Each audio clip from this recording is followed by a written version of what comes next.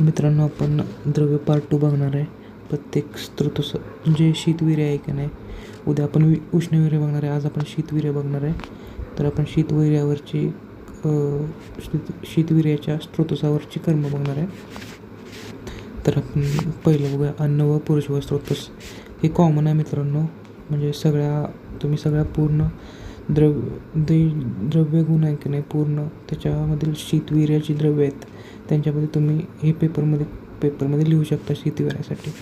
तर आपण बघणार आहोत. पहिले आहे अन्न व पुरुष व स्त्रोतस व्याधी.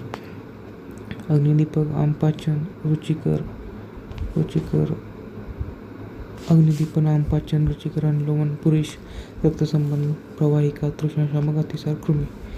आता बघणार आहोत आपण प्राण व स्त्रोतस. पित्तज, खास, व्रणरोपण, कफघ्न, जंतुघ्न, बल्य, जीर्णकास. आता बघणार आपण रस, रक्त व स्त्रोतस. रसादिवृत्ती, रक्तस्तंभन, रक्तप्रदर, रक्तपित्त, मसुरिका, रक्तार्श. नंतर मास व मेदव, कुष्ठ, त्वचेचा दाह, कंडू, वसा, प्रमेय, मेदोरोग, क्लेद व मेदरोपण, देहबल, स्थौल्य कमी करणे, मज्जा व स्त्रोतस. वातवाहिन्यावर बल्य, मस्तिष्क दौर्बल्य, ज्ञानेंद्रिय शक्ती वाढवणे. शुक्रार्थ व स्त्रोतस. शुक्रपोषण, शुक्रमेहन, श्वेत व रक्तप्रदर, पित्तशमन, व्रणाचे शोधन व रोपण. मूत्र व स्त्रोतस. मूत्रशोधन. चलो, थँक्यू.